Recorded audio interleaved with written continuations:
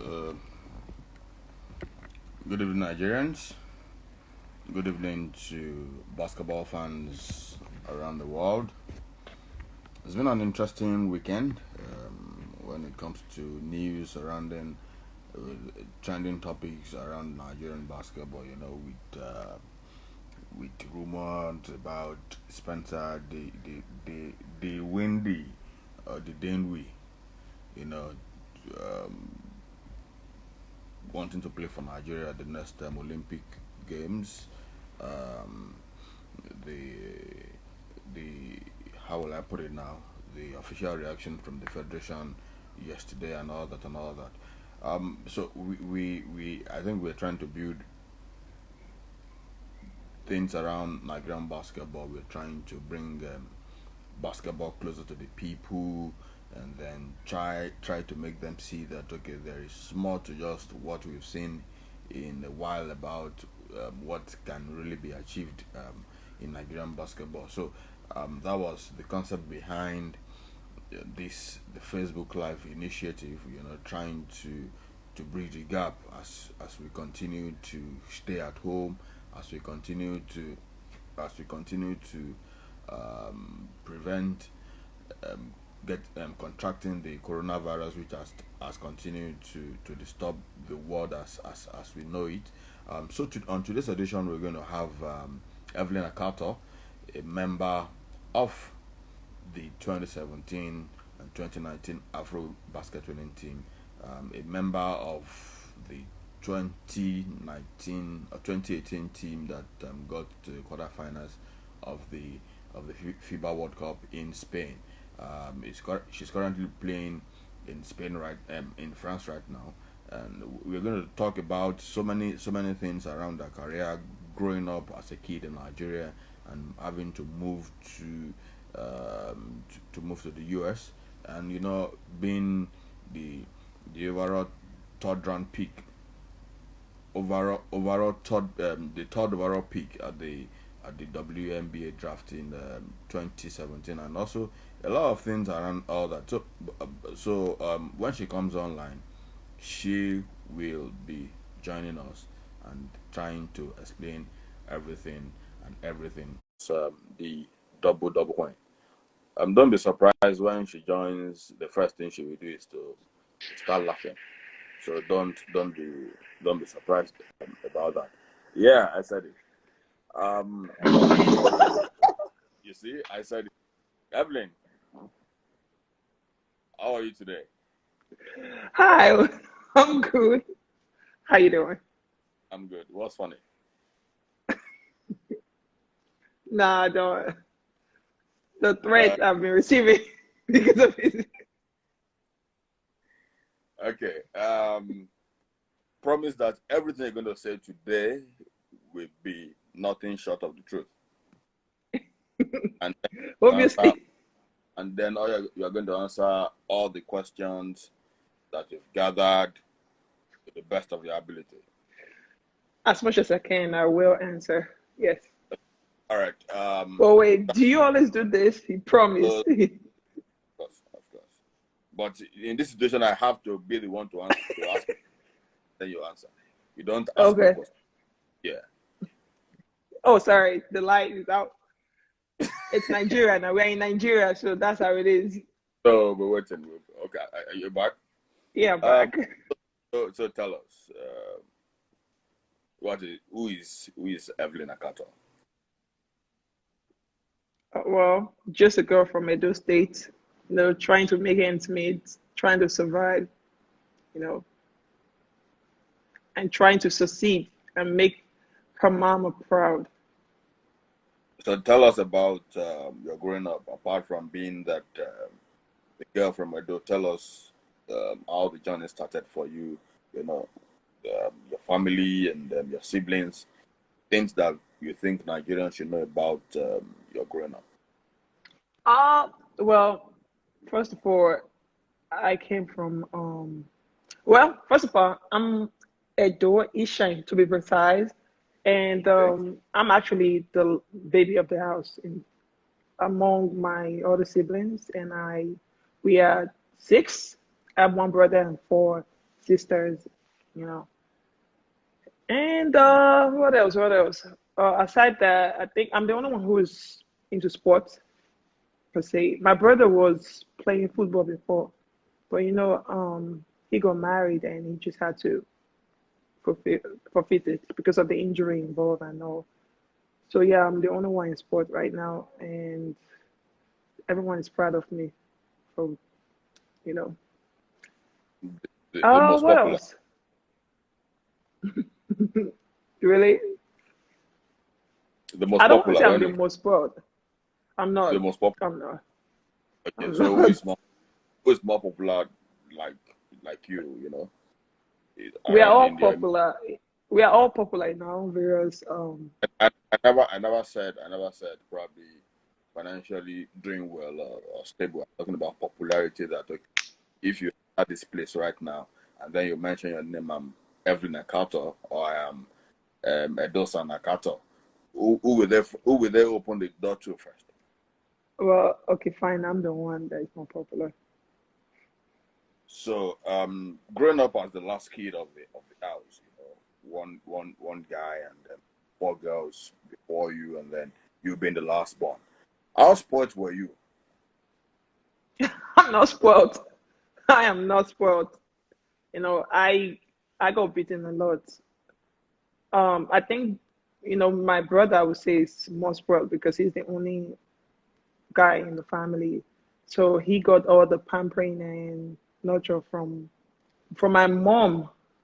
My dad, as a man, like my brother and my dad, they don't really meet it. That's, I mean, it's common between men anyway. But yeah, I think my brother is more spoiled. But within the siblings, yeah, I would say yeah, I'm more spoiled. How many times have you gotten into trouble and then they had to stand up for you? Um, in trouble in what ways?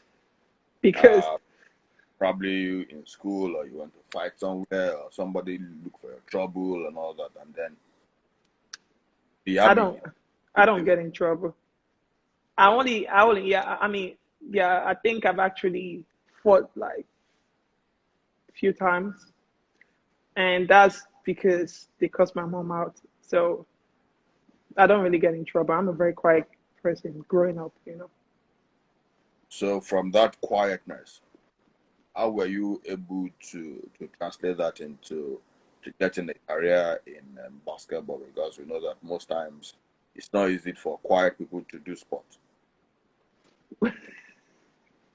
I mean, the thing is all about passion. When you're passionate about something and you end up like falling in love with something, you actually take away those shyness, you know.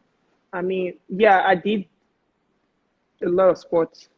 Not a lot actually though, but I ran track, I played soccer growing up. So I think when I started basketball, the people around me made me comfortable. So I was so comfortable around them that I tend to just blend in. And I mean, yeah, it's all about the passion. It's just like music, when you on stage, no matter how shy you really is, when you're on stage, like a stage, it's just you and the mic. You just focus on your own voice and just that's how it is with sport too. Okay.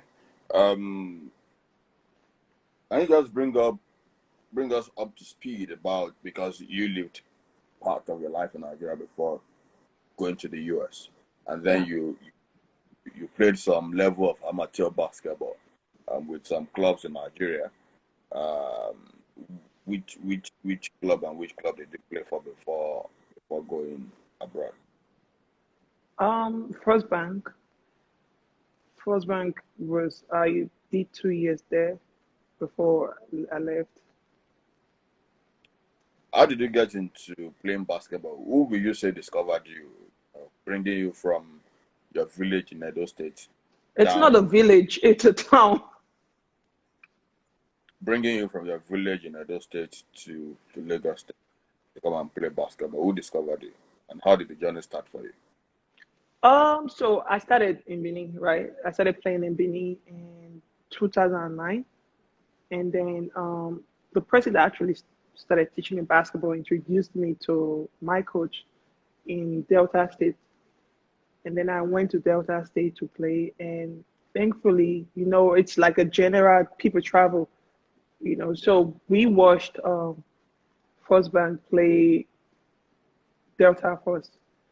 So obviously, Coach Rolo, everybody loved Coach Rolo. So we were cheering for First Bank. So that was we were really cheering for First Bank. Then after that, they I spoke to Coach Rolo, and I spoke to Coach Latif, Deep Waters too. And at the end of the day, he invited us. But before that, 2010, still I went to Mobolaji camp, and that was in Lagos too. So they saw me play, and luckily, Coach Lati was part of the whole crew. Coach Lati, Coach Olo, they were part of the whole coaching crew. So they saw me play. So how much of impact did Coach Aderemi Adewumi, popularly known as Owolo, Yeah. had on your career in terms of teaching you the fundamentals, getting you ready for basketball, and then shaping your opinion on about what basketball is and how you can succeed as a professional? Well, Coach Olo is a really is known basically for fundamentals, and he actually taught me it's not about you coming to play basketball. You have to know the fundamentals. That's the key factor in playing basketball. And he taught me that. And with that whole fundamental, him being a coach, he was being a father too, because I went to a whole different state entirely. I don't know anybody but just the coach and my teammates. So he was able to like combine both. Apparently, he's a dad too, so he was able to compile the coach and the father nature. So that actually made me feel comfortable around him. And they say basketball is 20% physical and 80% mental. So when you are happy, you do well. And luckily for me, I was really happy around Coach Wolo, and my teammates too made me comfortable. So that actually made me perform and learn quickly. Okay. The issue of happiness, we will keep it to we will have to keep that, and then later during our discussion, I think I have a question surrounding happiness and then your performance, your recent Okay. performance. How was it easy? How easy was it for people around you, or for you as a person, to convince your parents and then people, your immediate family, about the prospect of playing basketball? Well, it's not easy. It's not really easy coming from an African home. They always say, so you want to quit education for sports, right? So it's not really easy, but I was very stubborn. So I had to ignore, like, I just had to choose. So I grew up in an environment whereby, like, I wasn't born with silver spoon, So, like, I grew up with this in this face me and face you house. And there was this particular guy that is so talented in football. Like, he is really talented, So we were both doing the same thing. And obviously, his dad was saying, no, focus on school. As the born, the first boy, focus on school. And he actually listened to his dad, though he's regretting it now. So, like, with me, comparing my own life and his life, I know that if he didn't listen to his dad, if he would just didn't listen to his dad, I think he would actually be playing overseas now. I think my me being so too stubborn, it wasn't really my dad alone. It was my dad and my sister that actually was saying I should focus on school. But the other of my sisters and my mom really supported me. So, who bought you your first basketball shoe? My mom? No, it wasn't my mom actually. When I went to my mom got me the second. When I went to the the basketball court, I met a man. When he saw my height and Though the first time I didn't know what to put on, so I wore a skirt to the court, and the man saw me and he took me to he took me to the sports shop, and then he got me the jersey and basketball shoes. Who is the man? Uh, I heard the man is late now. Yeah, Okay. We heard stories about how Michael Eric got his first basketball shoe for 350 naira, going to Yaba Market to get it. So okay. how much was your own when you got your basketball shoe? Wait, I mean, I don't know for the first shoes, but I know for the second. The second I shoe, think, got you. yeah, it was more expensive now compared to that 350 naira. I think I got mine for like 2,500. Where was that? That was 2000. You know, when you play outdoor, like the floor, the grip, you tend to lose basketball shoes. Yeah, so um, mine was still 2009, I say. Yeah. Yeah, like 3 months later, I think. Um, one of the few people that started out in Nigeria and then moved to the US Yeah. in a golden fleece and then education, better opportunity, better life, and then you still coming back to Nigeria as an established player. We have them far in between. Um, but before we go fully into that journey, um, how was it for you adapting into a new environment? When you relocated to the U. It wasn't, I mean, yeah, it wasn't really too hard. It was hard, but not too hard. For one, they do speak English, so it wasn't that difficult. But it was more of me adapting to the food, the whole environment, as well as the time difference, and also like them understanding me because I have a very strong accent, and then them understanding what I say, and I talk fast naturally. So it was like me trying to just calm down to focus on how I need to just adjust to the environment, the weather, and because I went there when it was really cold, it was getting cold, and I didn't. My thought was okay, it's like Nigeria, so I didn't really get a lot of jackets to put on, and but I think it didn't really take me a while to adjust to everything, though. I think I did quickly. So how did the journey to US start for you? Who broke out the deal?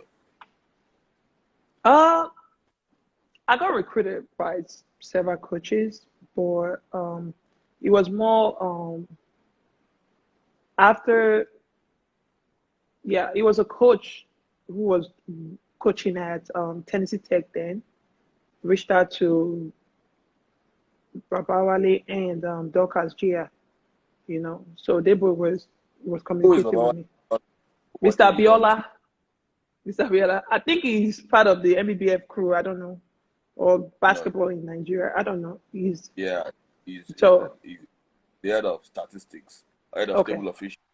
Yeah. His name is Abiola Shomala, the husband of the one of the The assistant coaches. assistant coach of, yeah, the assistant coach of the women's national team. So You've not concluded. okay, yeah. So after that, like I had to decide to start talking to him, Abiola, because he was in Nigeria with me. So after that, I go to the embassy, got my visa.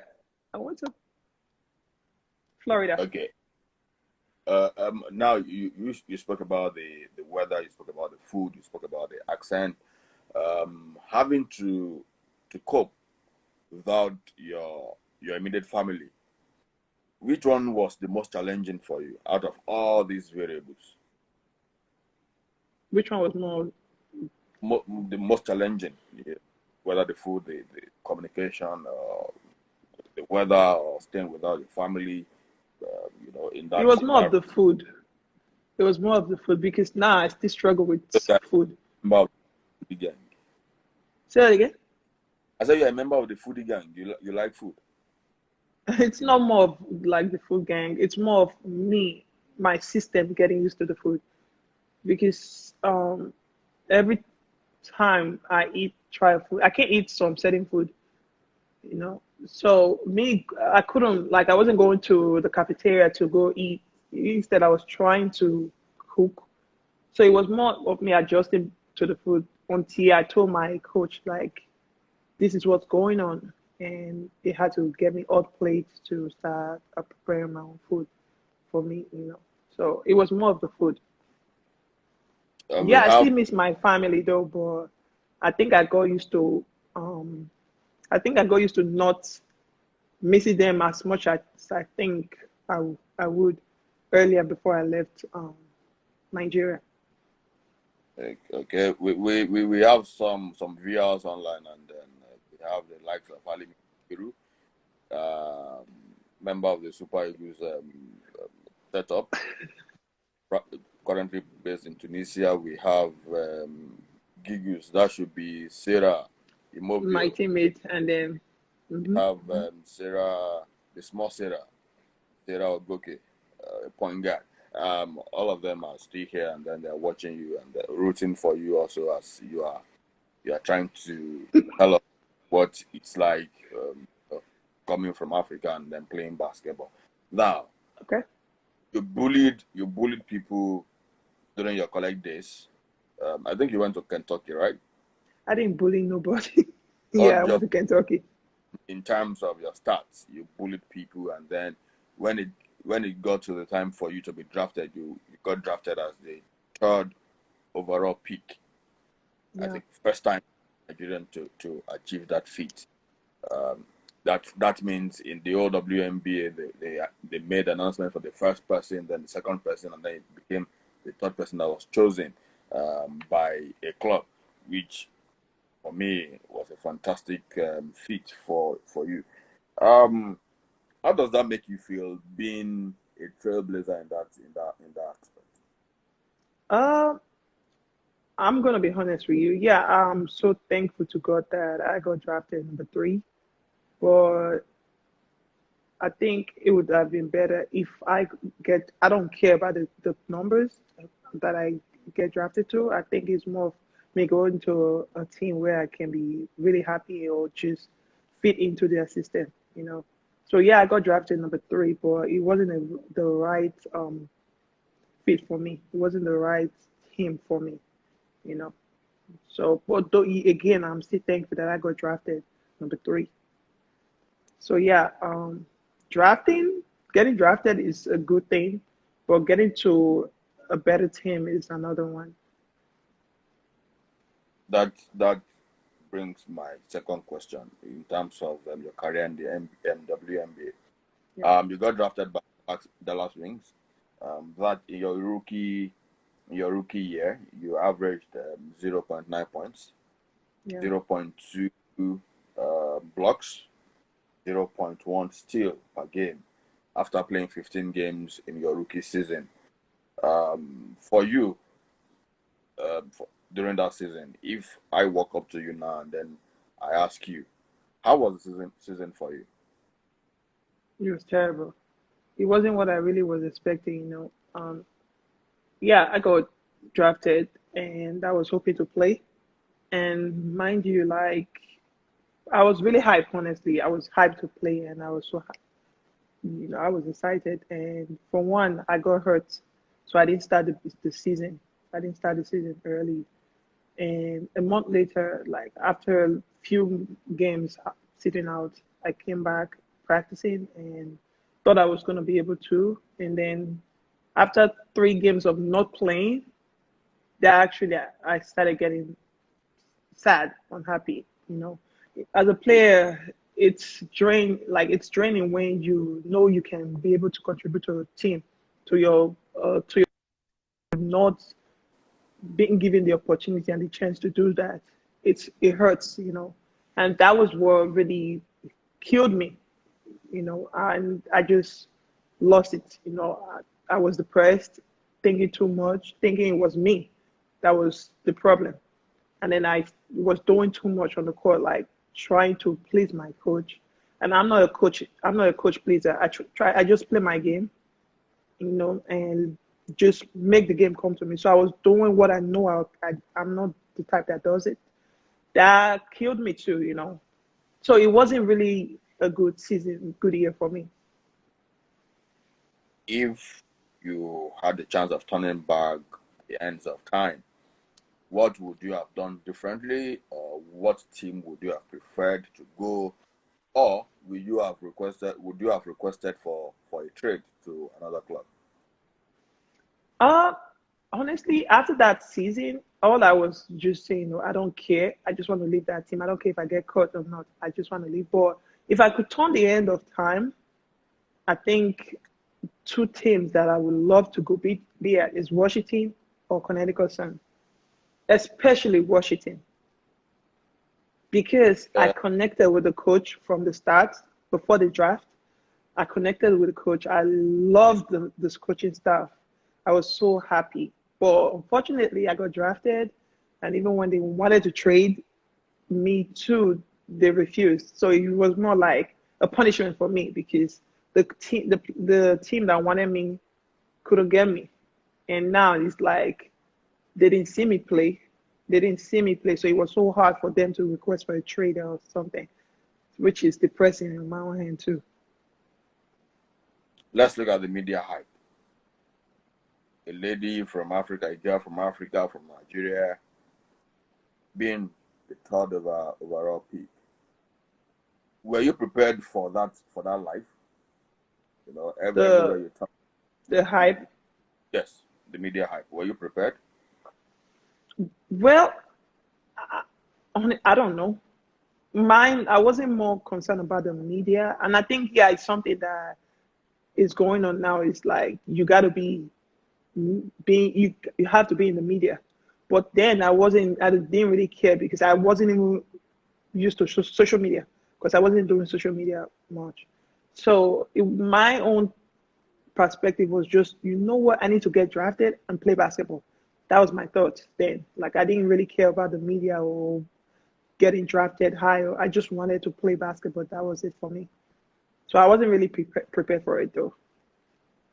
Did that have also affected? Did it affect? Did it affect your disposition off and on the court, because working around, and then pre-match conference or post-match conference, probably the topic centered around you. Um, why didn't she play? Why did she play badly? Why did she not, impress people? Why did you sub her and all that? Were there at any point in your career, uh, your rookie season, and then you were like, if they could just leave me down and allow me to play my basketball? Well, I think sorry to say, but I think it was during the Afro basket, you know, the Afro basket because of I was like, oh gosh, I can't do this. I just want to play basketball. I don't want to just everybody was like Evelyn, Evelyn. So I was like, I was overwhelmed by the media, the old media, because I said I just need to play basketball. I just need to just I'm not the type that is so eager to be on like the media front. So I was more like, okay, it's overwhelming. Let me just play basketball. Okay, Um, they're about to take. Okay, it's back on. Never just brought the light. Sorry, it's not my fault. Okay. um, Still on your club career, you got waived at the end of the 2017-2018 season. 2018, Uh, yeah. yeah, because I guess the club were disenchanted due to you, were disenchanted. You told us before that you just wanted to leave, and then you made your way to Europe. Will you say that you were fairly treated, as in regarding the trade? Because for a rookie, you expect that, okay, you have to give her more time. Okay, second season, third season, let's see how it's going to pan out. But all of a sudden, they just waived you. Honestly, first of all, I will correct this. The WNBA season is different from overseas season.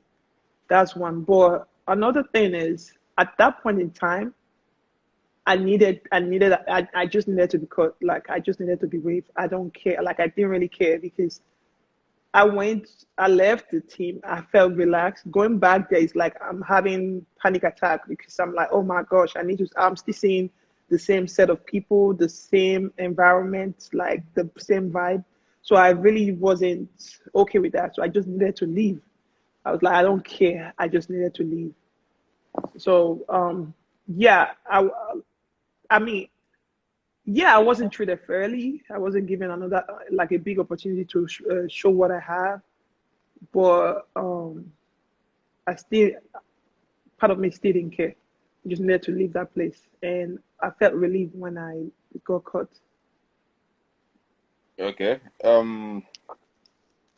You got signed to a training camp deal by Chicago Sky in Hmm. 29, but you couldn't pen down a contract, right? He said I couldn't work. You got signed to a camp deal, a precision deal, but you couldn't make the final cut.